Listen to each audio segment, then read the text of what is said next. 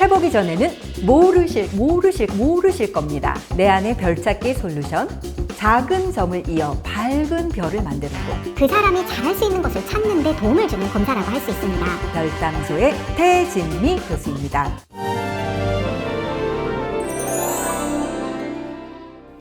별당소는 별을 찾는 상담소라는 뜻입니다.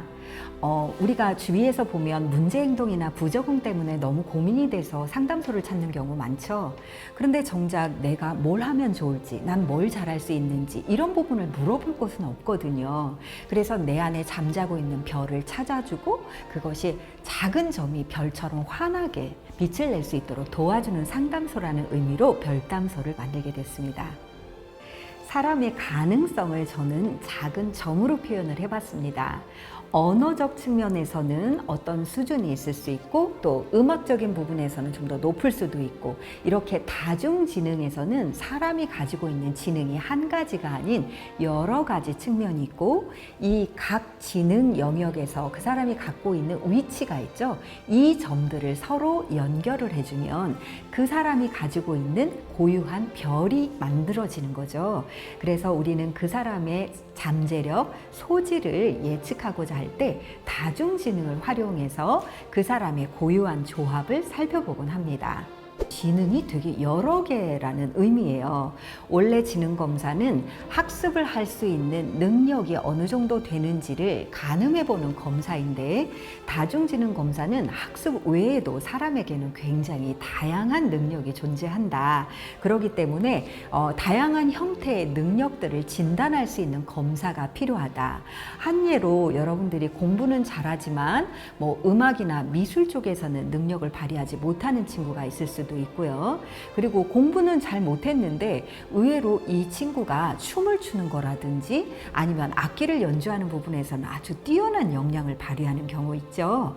이런 것처럼 우리가 생각했던 지능이 학습이라는 한 가지 영역이 아닌 다양한 지능이 존재한다는 이론을 처음으로 세계에 발표한 분이 하버드 대학교의 하워드 가드너 교수예요. 이분이 내놓은 다중지능 이론에 의해서 한 사람의 능력을 평가할 때 이제는 지능검사 하나만이 아닌 다양한 지능 영역을 진단해보고 그 사람의 잠재력을 미리 파악해서 그 사람이 잘 할 수 있는 교육 그리고 그 사람이 잘 할 수 있는 진로 분야를 찾도록 도와주자라고 해서 만들어진 게 다중지능 검사입니다. 이렇게 각 사람의 다중지능 영역을 하나의 점으로 표시할 수 있죠. 이 점을 이어보면 그 사람이 가지고 있는 고유한 조합이 나타나고 우리는 그것을 쉬운 말로 그 사람이 품고 있는 고유한 별이라고 표현을 하는 거죠. 별담소에서는 이 사람이 가지고 있는 다중지능의 모양, 조합 상태를 발견하고 어떻게 하면 훨씬 더 좋은 진로 선택, 학업을 할 수 있을지 도와주는 별을 찾는 상담소 역할을 해보려고 합니다. 지능검사에서는 우리가 언어나 논리수학 중심으로 단편적인 능력들을 측정했다면 다중지능검사에서는 우리 일상에서 일어나고 있는 실제의 맥락적인 문제를 해결하기 위해서 언어 분야, 논리수학 분야, 신체 운동 분야, 음악 분야, 또 공간처럼 미술 분야 있죠. 이렇게 다양한 영역에서의 능력을 진단한다는 측면에서 다중지능검사는 훨씬 더 폭넓은 검사라고 볼 수 있는 거죠. 그렇기 때문에 지능검사에서는 나타나지 않았던, 즉 이 아이가 학교 공부는 굉장히 못하는데 신체 운동지능에서 굉장히 뛰어나요. 절대 지능검사에서는 나타나지 않아요. 그런데 다중지능검사를 해보면 이 아이가 신체 운동지능이 이렇게 높았구나. 그러니까 교실에서 학습을 할 때 언어적으로 이렇게 선생님이 어떤 말씀을 줄 때 이런 부분들을 잘 듣기가 어렵고 몸이 들썩들썩 움직이게 되니까 이 아이의 경우는 다중지능으로 보면 이 아이의 특성이 나타나는데 일반 지능검사상으로는 절대 이 아이의 능력이 파악되지 않는다는 그런 차이가 있습니다. 결론적으로 지능검사는 언어나 논리수학적 지능 중심으로, 즉 학습에 유리한 지능 위주로 평가를 하는 데 비해서 다중지능검사는 평상시에 다양한 영역, 예를 들어 신체운동지능이나 음악지능이나 미술과 같은 공간지능이라든지 다양한 지능 영역을 진단할 수 있는 검사라는 점에서 차이가 있습니다. 네, 다중지능 검사를 하면 내가 무엇을 잘할 수 있을지 강점을 알아보는 데 도움이 됩니다. 응시한 사람이 아이일 수도 있고 어른일 수도 있는데요. 내가 어떤 일을 하면 비교적 다른 일을 할 때보다 훨씬 더 좋은 성과를 낼 수 있을지 그 강점을 파악할 수 있다는 점에서 학업을 할 때, 또 진로나 또 학과를 선택할 때, 또 자기 직업을 선택할 때 굉장히 도움이 많이 되죠.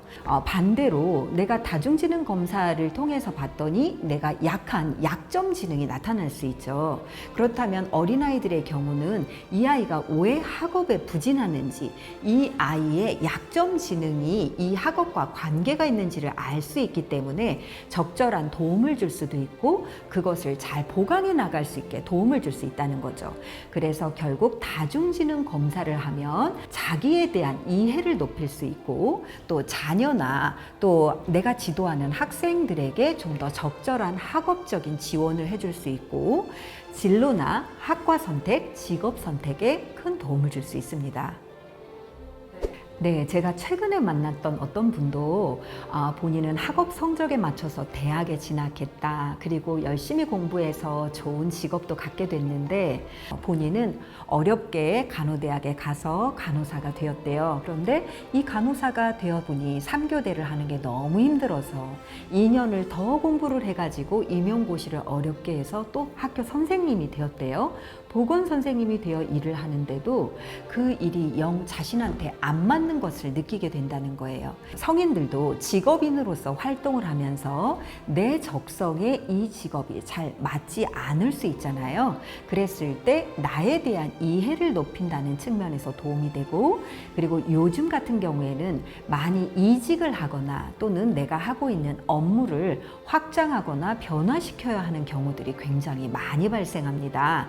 따라서 다중지능 검사는 아이들뿐만 아니라 성인들도 활용을 한다면은 성인들도 업무, 진로, 직업 분야에서 훨씬 더 도움을 얻으실 수 있습니다. 학교를 그만두기로 작정한 아이들이었어요.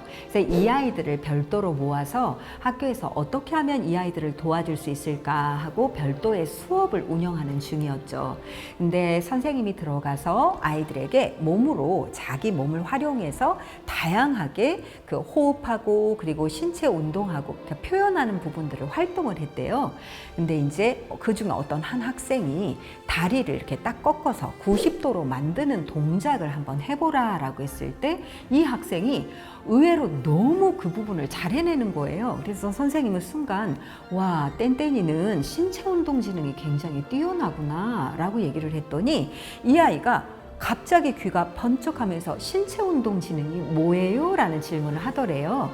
그래서 선생님이 이 동작 아무나 이렇게 되는 거 아닌데 너는 이 발 동작을 어떻게 정확하게 90도로 이렇게 발을 꺾어서 이 모양을 표현을 했는지 신체적인 조절 능력이 우수하다라는 걸 이걸 통해서 볼 수 있었다라고 하니까 아이가 주위에서 막 다른 아이들도 어디 얘 어떻게 했냐고 서로 보다 보니까 아이가 굉장히 좀 뭐랄까 자신감을 얻게 된 거예요. 친구들 사이에서도 공부 못하고 그리고 이 아이가 다른 것도 별 볼 일이 없는 아이라고 생각을 했는데 신체 운동 지능 부분에서 우수하다라는 선생님의 평가를 듣고 나서 아이가 너무 자신감을 얻게 되고 또 또래들도 이 친구를 보면서 이 아이는 이거 잘하는 것 같아 라고 아이들끼리 인정하게 되는 거죠. 그러니까 우리가 똑같은 하나의 방식으로 서열화를 했을 때는 굉장히 내가 부족한 사람이라는 인식을 가질 수 있는데 다중지능처럼 8개의 다양한 영역의 측면으로 보면